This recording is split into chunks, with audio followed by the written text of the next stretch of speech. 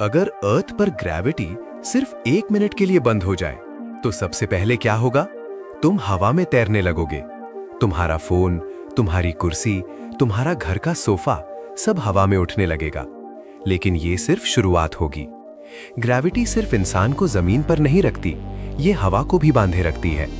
जैसे ही ग्रेविटी गायब होगी, एटमॉस्फेयर धीरे धीरे स्पेस की तरफ भागना शुरू करेगा।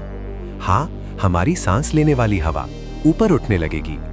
अगर तुम बिल्डिंग के अंदर हो तो तुम हवा में फ्लोट करोगे, लेकिन बाहर समुद्र उथल पुथल मचा देंगे। पानी ऊपर उठने लगेगा, लेकिन इनर्शिया की वजह से अर्थ घूमती रहेगी। इसका मतलब सरफेस पर सब कुछ स्लाइड करेगा।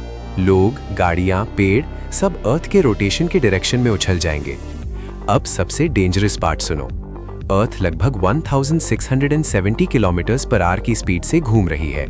ग्रेविटी के बिना हम उस स्पीड के साथ चिपके नहीं रहेंगे, मतलब हम लिटरली स्पेस की तरफ थ्रो हो सकते हैं। सिर्फ 10-15 सेकंड में ही हजारों चीजें एटमॉस्फेयर के साथ ऊपर उठने लगेंगी।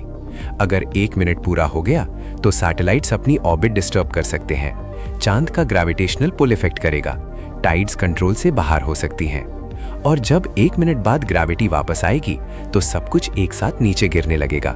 बिल्डिंग्स टूट सकती हैं, शीशे टूट सकते हैं, लोग जमीन पर क्रैश करेंगे। सिर्फ 60 सेकंड और दुनिया का स्ट्रक्चर हमेशा के लिए बदल सकता है। लेकिन सच क्या है? ग्रेविटी कोई स्विच नहीं है जो ऑफ हो जाए, ये मास का रिजल्ट है।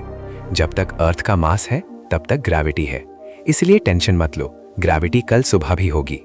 लेकिन सोचने वाली बात यह है, हम अपनी जिंदगी का हर सेकंड एक इनविजिबल फोर्स पर डिपेंडेंट है, जिसे हम देख भी नहीं सकते।